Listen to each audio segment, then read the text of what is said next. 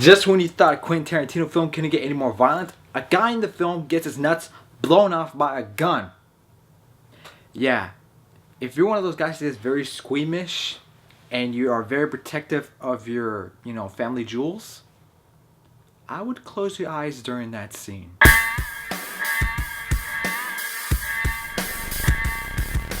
The Hateful Eight. So The Hateful Eight is the 8th film from Quentin Tarantino, and this film was originally not supposed to come out at all because if you guys remember, the script leaked for this film, and Quentin Tarantino was like, you know what? I'm not gonna make the film, I'm just gonna make it into a novel. But then he changed his mind. He was like, okay, I'll make the film. And now that's finally here. That's so cool. I'm glad Tarantino made another film because come on, we all love Tarantino. And basically in the film, you have this bounty hunter who is keeping this woman, because she did something bad. He's holding her as prisoner so she can get hanged. And then these two, including Samuel Jackson, they go to this cabin where they meet these other people. And I don't want to give too much away, but once they get to that cabin, there's a lot of twists and turns, and it is pretty crazy. And this movie is freaking awesome. One of the things that I really love about The Hateful Eight is that the first half of the film is just characters talking to each other, getting to know more about the characters and learning why they're in this situation. And Tarantino does a great job of writing dialogue. He does a great job writing banter between characters.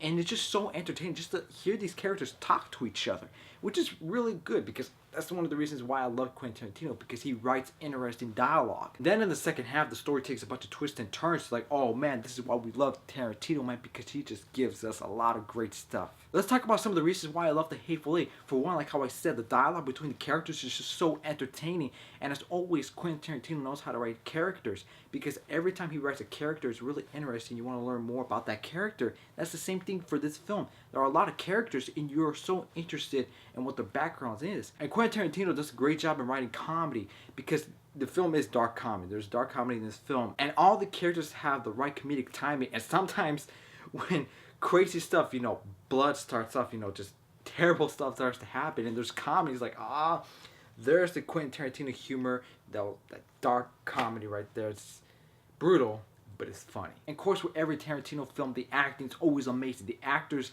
give it their all for this film. You have Kurt Russell, Jason Leigh, Samuel Jackson, Tim Roth, even Channing Tatum is in this movie. All the actors did a great job. And like how I said, Channing Tatum's in the film. This is probably the best performance he has given in his entire career, from what I have seen. I haven't seen Foxcatcher, what he was in, but from this film, this is the best performance he's given. Why? Because it's Tarantino. He knows how to direct actors. And the cinematography in this film was really well done, especially these huge landscape shots of the icy bounce. And since this film is taking place during the blizzard and it's just set in this cabin, there's not a lot you can do with the cinematography, but the cinematography was actually well done. The shots were well placed, and I didn't get to see the film in the 70mm format that Tarantino filmed this film in, but I can tell some of these shots will look beautiful in the 70mm format. And the fact that The Hateful Eight just takes place in this small cabin with all these characters, Tarantino does a great job in building tension, and this film just takes place in one setting, and you're never bored by the film, even though it just takes place in one setting. And that is something you got to give a lot of credit to director Tarantino, because he did a great job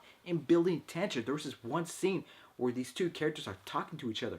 Just talking to each other, it was building a lot of tension. Now, are there negatives with the film? Not a lot, but I can do say that there was a couple of points in the first half. Since I said it is all dialogue, character interactions with each other, there are some conversations that I felt I was like, I don't know, like in the grand scheme of things, thinking about it, I was like, I'm not sure if that needed to be there. But when it's a Quentin Tarantino film, when you think about it, same thing with Django Unchained. It was very long. This film was very long. It's close to 3 hours long. And the more I think about the film, I was like, let's see, which scene would I take out? There are some scenes like, wait a minute, if you take that out, then it plays a crucial part later on in the film. So I'm like, okay, I'm not sure which scene I would take out.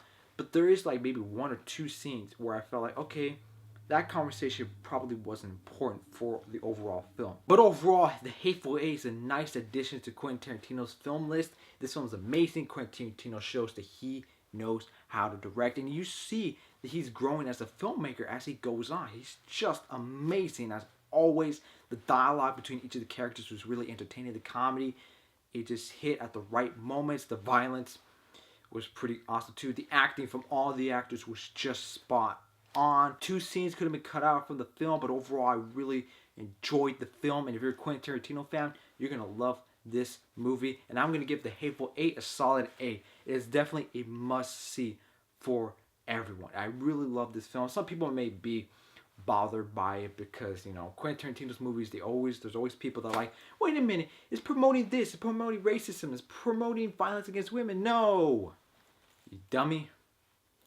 Actually watch the film and understand it.